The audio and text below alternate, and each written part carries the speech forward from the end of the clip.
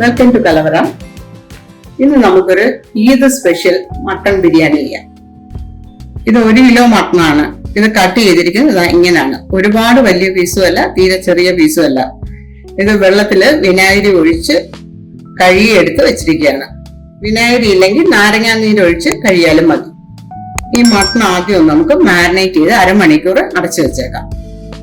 Ginger garlic paste 1 table spoon. തൈര്, അധികം പുളിയുള്ള തൈരല്ല, ചെറിയൊരു പുളിയേ ഉള്ളൂ. ഇത് 1/2 കപ്പാണ് ഞാൻ എടുത്തിരിക്കുന്നത്. ഒരുപാട് പുളിയുള്ളതാണെങ്കിൽ 1/4 കപ്പ് എടുത്താൽ മതി. 1/4 ടീസ്പൂൺ മഞ്ഞൾപ്പൊടി, 1/2 ടീസ്പൂൺ കുരുമുളക് പൊടി, 1/2 ടീസ്പൂൺ ഗരം മസാലപ്പൊടി. ഇത് ഓരോ കപ്പ് വീതം മല്ലിയിലയും പുതിനയിലയും ചെറുതായിട്ട് അരിഞ്ഞാണ്. ഇതിന് കുറേശ്ശെ എടുത്ത് ഈ മാരിനേറ്റ് ചെയ്യുന്നതിൽ ഇടാം.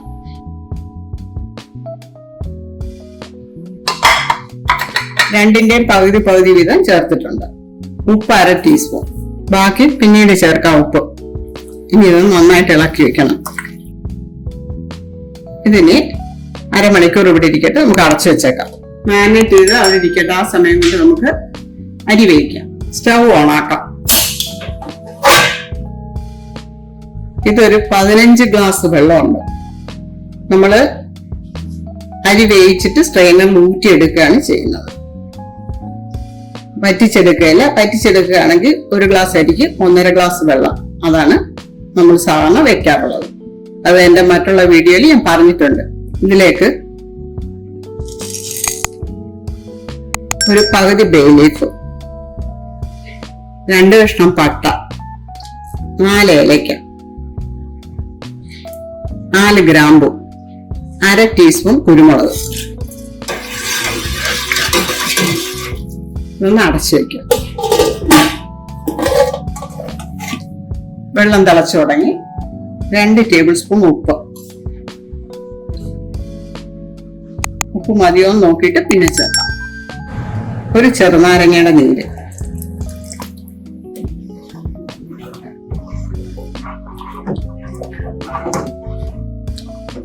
ഉപ്പ് കുറച്ചുകൂടെ മുമ്പോട്ട് നിൽക്കണം, ശകലം കൂടി നിൽക്കണം. അതാണ്.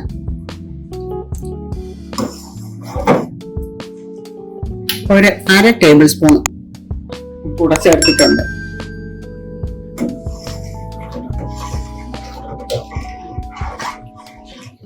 ഇത് 3 കപ്പ് കൈമ റൈസ് ആണ്. അത് സോക്ക് ചെയ്യേണ്ട ആവശ്യമില്ല, പെട്ടെന്ന് വേവും.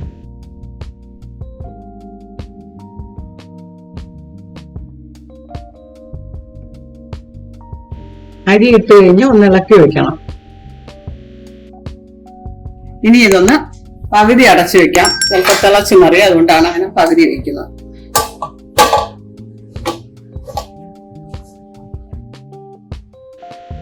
അരി നന്നായിട്ട് തിളയ്ക്കുന്നുണ്ട്. ഇതിനകത്ത് കിടക്കുന്ന ബേ ലീഫ് എടുത്ത് കളയാം. ഇനി ഇത് തീ കുറച്ച് വെക്കണം. മീഡിയം ഫ്ലെയിമിൽ ഇട്ടിരുന്നാൽ മതി. ഒരുപാട് അങ്ങ് കൂട്ടിയിട്ടിരുന്ന പെട്ടെന്ന് അങ്ങ് വെള്ളം കുറയും, അരി വേഗത്തുമില്ല. അരി ഇടയ്ക്കൊന്ന് ഇളക്കി കൊടുക്കണേ. നല്ലപോലെ അങ്ങ് വേഗണ്ട, ഒരു 90% വെന്താൽ മതി. നമുക്ക് ദം ചെയ്യാനുള്ളതാണ്.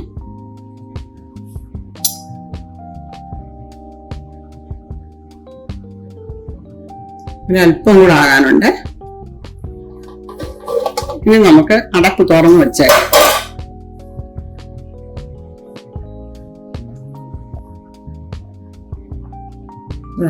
ചോറുണ്ട് കേൾക്കുമ്പോൾ അങ്ങ് അമ്മിപ്പോന്നില്ല, എന്നാൽ അത് ചെറുതായിട്ട് ചതയുന്നുണ്ട്. ഇനി തീ ഓഫ് ചെയ്യാം. ഇത് സ്ട്രെയിനർ ഉപയോഗിച്ച് അരിച്ചെടുക്കാം. ഇനി നമുക്ക് മട്ടൺ ശരിയാക്കാൻ തുടങ്ങാം. ആദ്യം അത് ചെയ്ത് തുടങ്ങുന്നതിന് മുമ്പ് തന്നെ ഈ ചെറിയ ഉള്ളിയും പച്ചമുളകും കൂടെ ഒന്ന് ചതച്ചിട്ട് വരാം മിക്സിയിൽ. ജസ്റ്റ് ഒന്ന് ചതഞ്ഞാൽ മതി, അരയരുത്. ഇത് പച്ചമുളക് ഞാൻ എടുത്തിട്ട് ചെറിയ പച്ചമുളകാണ്, 10 എണ്ണം ഉണ്ട്.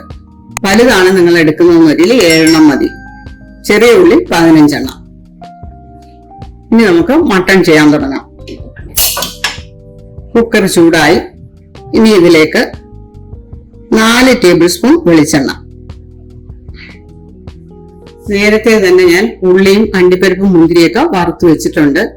വീഡിയോ അല്ലെങ്കിൽ ഒരുപാട് ലെങ്തി ആയി പോകും. എന്റെ മുമ്പുള്ള വീഡിയോസിൽ ഇതൊക്കെ ചെയ്യുന്നത് എങ്ങനെയാണെന്ന് ഞാൻ കാണിച്ചിട്ടുണ്ട്. എണ്ണ ചൂടായി. ഇനി ഇതിലേക്ക് 1 കഷ്ണം പട്ട, 3 ഗ്രാമ്പു, 2 ഏലക്ക,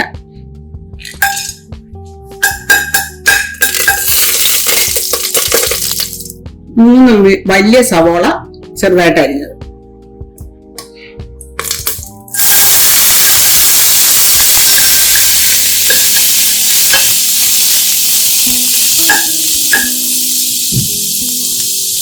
ഒരു ടീസ്പൂൺ ഉപ്പ്,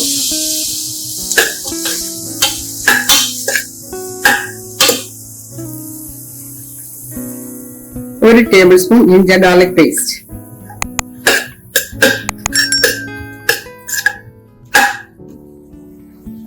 ചതച്ച് വെച്ചിരിക്കുന്ന ചെറിയ ഉള്ളിയും പച്ചമുളകും.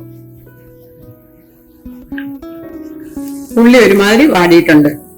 ഇനി നമുക്ക് തക്കാളി ചേർക്കാം. മീഡിയം സൈസ് 2 തക്കാളി. ഉള്ളി ഇതുപോലെ വാടിയതിനു ശേഷം മാത്രമേ തക്കാളി ചേർക്കാവൂ, അതല്ലെങ്കിൽ ഉള്ളി വാടാതെ കിടക്കും.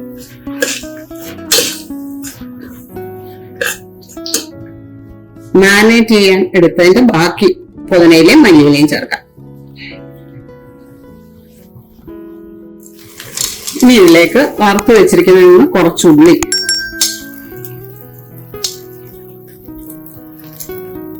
അണ്ടിപ്പരിപ്പ്, മുന്തിരി അതും കുറച്ച്,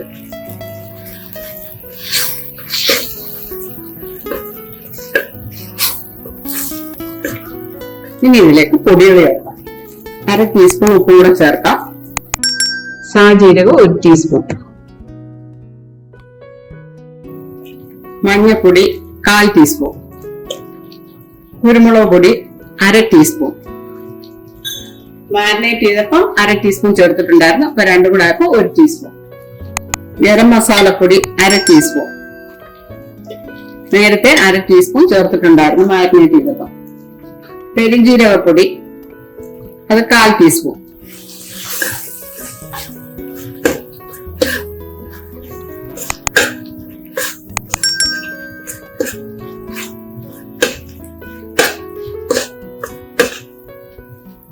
പതിനഞ്ച് കാഷ്യൂനട്ട് സോക്ക് ചെയ്ത് അരച്ചെടുത്താണ്. നല്ലപോലെ കുതിർത്തതിന് ശേഷമാണ് അരച്ചത്.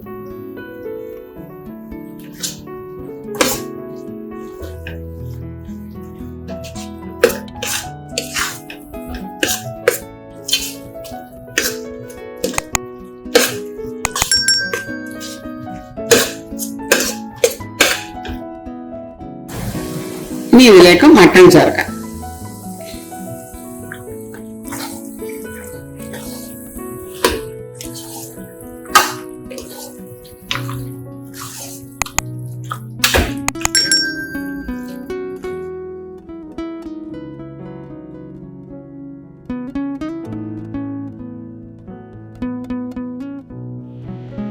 ആദ്യത്തെ വിസിൽ വന്നു കഴിഞ്ഞിട്ട് മീഡിയം ഫ്ലെയിമിലാക്കിയിട്ട് പിന്നെ 3 വിസില്. അത് കഴിഞ്ഞ് തീ ഓഫ് ചെയ്യണം.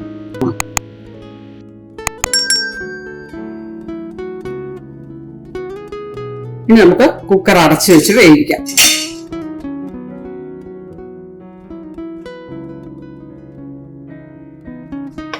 സ്റ്റീം എല്ലാം പോയി. ഇനി നമുക്ക് തുറന്നു നോക്കാം.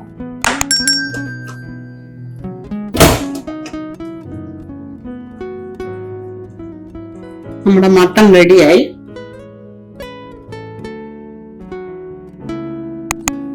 ഇനി ഉപ്പും പുളിയൊക്കെ ഒന്ന് നോക്കാം. എല്ലാം കണക്കിനുണ്ട്. ഇനി ദം ചെയ്യാനുള്ളത് നോക്കാം. നമുക്കിനി ദം ചെയ്യാനുള്ളത് അറേഞ്ച് ചെയ്യാം.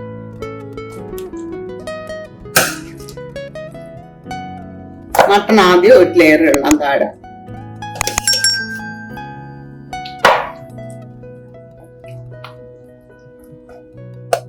ബോട്ടം ലെയർ ഇങ്ങനെയാണ് വെക്കുന്നത്. ഇനി അതിന്റെ മുകളില് ചോറിടാം.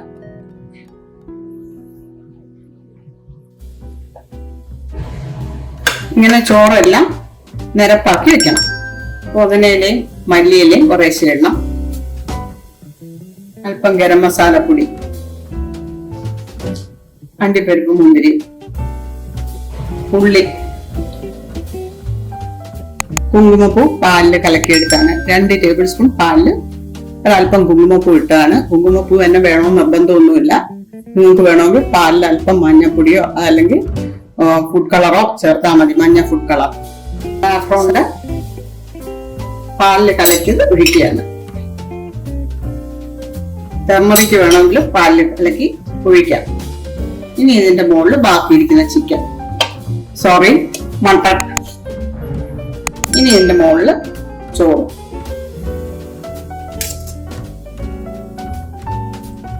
ഇനി ഇത് ഫൈനൽ ലെയർ ആണ്.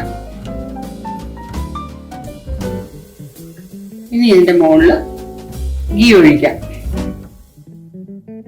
ഒരു 2 ടീസ്പൂൺ ഒഴിച്ചാൽ മതി. ഇത് 1/2 ടീസ്പൂൺ വെച്ചാണ് ഞാൻ ഒഴിച്ചത്. അതുകൊണ്ട് 4 പ്രാവശ്യം ഒഴിക്കുന്നു. ഇനി ഇതിന്റെ മുകളിൽ പുതിനയുടെയും മല്ലിയിലയും.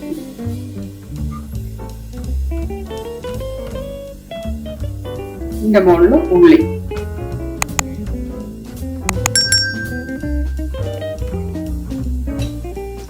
ഇതിന്റെ മുകളിൽ കുങ്കുമപ്പൂ.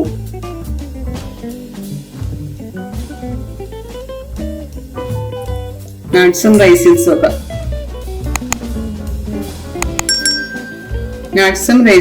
നിങ്ങളുടെ ഇഷ്ടത്തിനനുസരിച്ച് ചേർക്കാം. ഇനി ഇതില് ഒരു 1/2 ടീസ്പൂൺ പൈനാപ്പിൾ എസൻസ്. അത് ഓപ്ഷണലാണ്. ഒരു നല്ല സ്മെല്ല് കിട്ടാൻ വേണ്ടിയിട്ടാണ്. എനിക്കിത് ഭയങ്കര ഇഷ്ടമാണ്. സ്റ്റീം പെട്ടെന്ന് ചോറിനുള്ളിലേക്ക് കയറാൻ വേണ്ടിയിട്ട് നമുക്ക് ഇങ്ങനെ ഓരോ ചെറിയ പൗഡർ ഇട്ട് കൊടുക്കാം.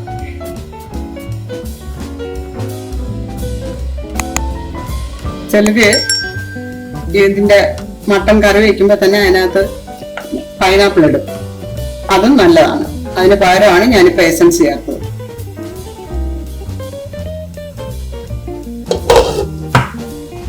ഇനി ഇത് ചൂടായി കിടക്കുന്ന തവയുടെ മുകളിൽ വയ്ക്കാം.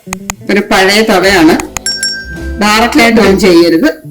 ഇങ്ങനെ എന്തിന്റെയെങ്കിലും മുകളിൽ വയ്ക്കണം. ഇനി അത് ലോ ഫ്ലെയിമിൽ ഇടണം. സ്റ്റീം പോകാതിരിക്കാൻ വേണ്ടിയിട്ട് ഈ ഹോളിലേക്ക് ഒരു പേപ്പർ തിരുമ്മി വയ്ക്കാം. പേപ്പറോ ചെറിയ കമ്പോ എന്തെങ്കിലും വെച്ചാൽ മതി. ദം ചെയ്യുന്ന 10 to 15 മിനിറ്റ്സ് ആണ്. ഇപ്പൊ 15 മിനിറ്റ് ആയി. ഇനി സ്റ്റൗ ഓഫ് ചെയ്യാം. നല്ല സ്മെല്ല്. പൈനാപ്പിളിന്റെയും നെയ്യുടെയും എല്ലാം ഉണ്ട്. ഇനി ഈ പാത്രത്തിലേക്ക് മാറ്റാം.